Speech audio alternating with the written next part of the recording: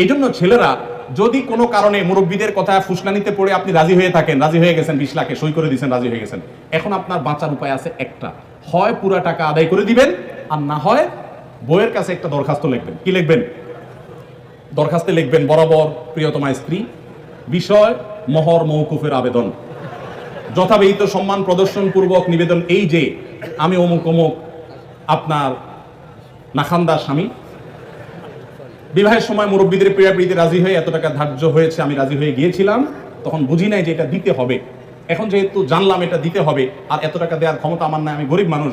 অতএব অনুগ্রহ করে আপনি সেখান থেকে কিছু কমাইয়া দিয়া বাধিত করিবেন। স্ত্রী যদি সেই অ্যাপ্লিকেশন গ্রহণ করে বলে ঠিক আছে তুমি গরিব মানুষ, যাও 50% মাফ করে দিছি বা 40% বা 90% মাফ করে দিছি, ঠিক আছে এত দাও বাকিটা মাফ, তাহলে আপনি মাফ পাবেন। আর যদি স্ত্রী মাফ না করে তাহলে বলবেন ঠিক আছে আমি আপনার থালা বাসন কুসন ইত্যাদি ধুয়ে দিব, এটার বাবদ আপনি কিছু মাফ করে দেন। মানে